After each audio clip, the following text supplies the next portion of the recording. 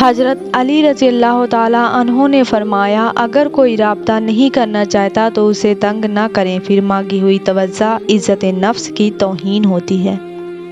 حضرت علی رضی اللہ تعالیٰ عنہ نے فرمایا، تین انسان تین چیزوں سے محروم رہیں گے: غصہ والا صحیح فیصلے سے، جھوٹا عزت سے، اور جلد باز کامیابی سے۔ حضرت علی رضی اللہ تعالیٰ عنہ نے فرمایا، اگر کوئی تم سے ناراض ہے اور اسے اس بات کا غرور ہے کہ تم اسے منا لو گے تو تم اس کے غرور کو ٹوٹنے مت دینا۔ حضرت علی رضی اللہ تعالیٰ عنہ نے فرمایا، اللہ تمہارے دل سے کسی چیز کا خیال تب تک نہیں نکالتا ہے جب تک تمہارے نصیب میں اس کے ملنے کی گنجائش ہوتی ہے۔ حضرت علی رضی اللہ تعالیٰ عنہ نے فرمایا، ہمیشہ یاد رکھیں، جتنی اچھی نماز اتنی ہی اچھی زندگی، اتنی ہی اچھی آخرت۔ حضرت علی رضی اللہ تعالیٰ عنہ نے فرمایا، ناممکن بھی ممکن ہو جاتا ہے جب کوئی ہاتھ اٹھا کر اللہ تعالیٰ سے مانگتا ہے۔ حضرت علی رضی اللہ تعالیٰ عنہ نے فرمایا، جب انسان کسی سے ڈرتا ہے تو اس سے دور بھاگتا ہے، لیکن جب وہ اپنے رب سے ڈرتا ہے تو اس کے اور قریب ہو جاتا ہے۔ بے شک حضرت علی رضی اللہ تعالیٰ عنہ نے فرمایا، اگر زندگی میں کامیاب ہونا چاہتے ہو تو باپ سے دعائیں لو، کیونکہ باپ کی دعا اولاد کے لیے ایسی ہے جیسے نبی کریم صلی اللہ علیہ وآلہ وسلم کی دعا امت کے لیے ہے۔ حضرت علی رضی اللہ تعالیٰ عنہ نے فرمایا، اگر تمہیں معلوم ہو جائے کہ تمہاری ہر تکلیف کے بدلے تمہارے لیے کتنی آسانیاں لکھ دی جاتی ہیں تو تم کبھی بھی اپنے حال پر نہ رو گے۔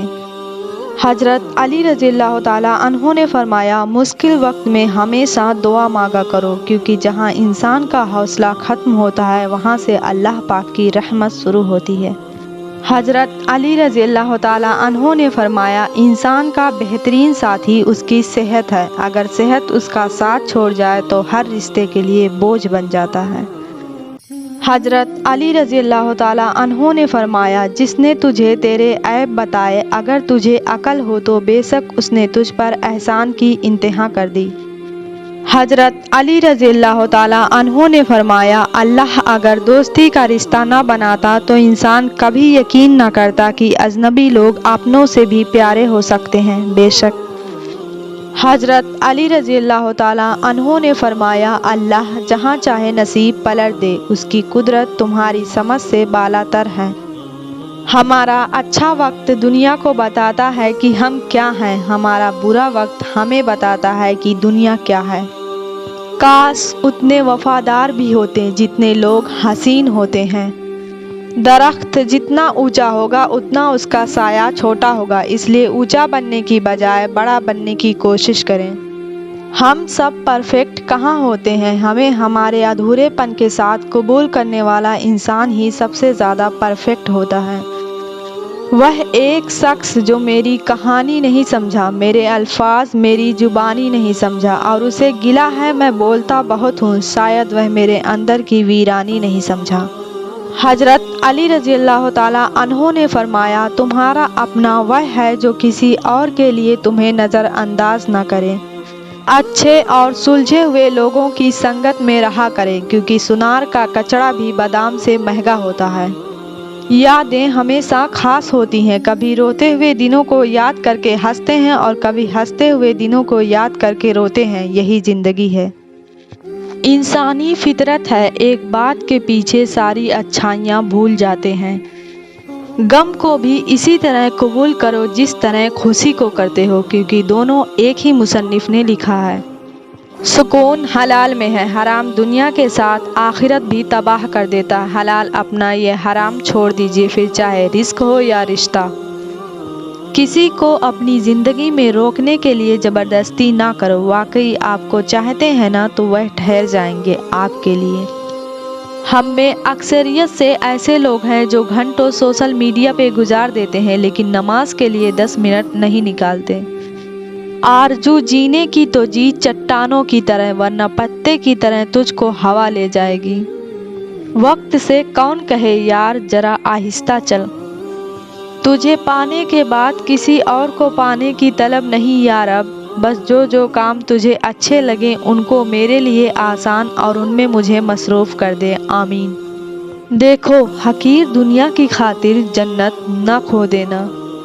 पानी गंदा हो या साफ, पौधा उग ही जाता है। दूसरों के मुनफी अल्फाज को दिल पर मत लें, बल्कि अपनी तवज्जो अपनी प्रोग्रेस पर रखें और उन्हें कामयाब होकर दिखाएं। अगर लोग तुमसे मुतासिर हो रहे हैं तो तकब्बुर ना करो, बल्कि शुक्र अदा करो कि अल्लाह ने तुम्हारे ऐब छुपाए हुए हैं।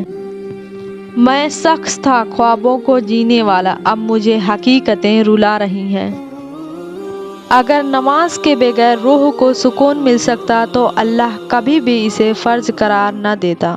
गुस्से के हालत में बुरे अल्फाज इस्तेमाल नहीं करने चाहिए। कुछ देर में आपका गुस्सा तो ठीक हो जाएगा, लेकिन किसी को आपके लफ्ज़ों से लगे ज़ख्म शायद तमाम उम्र ना ठीक हो सके।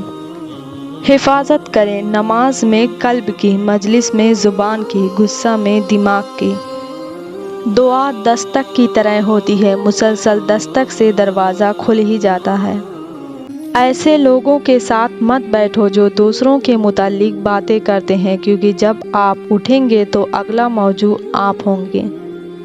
खामोशी को समझना सीखो, क्योंकि टूटे हुए लोग लफ्ज़ों का इस्तेमाल नहीं करते। बहुत सुलझे हुए थे हम, बहुत तफसील से उलझा गया कोई। हम जो सोचते हैं वह ज़िंदगी नहीं होती, हमारे साथ जो होता है वह ज़िंदगी होती है।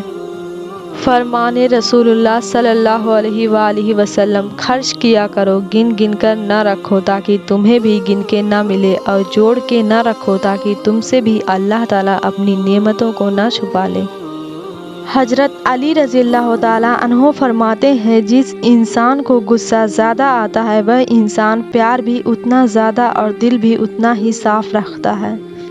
हजरत अली रज़ियल्लाहु ताला अन्हो ने फरमाया, जब दुआ करते वक्त तुम्हारी आंखों से आंसू आने लगे तो समझ जाना तुम्हारी दुआ बारगाह इलाही में कबूल हो चुकी है।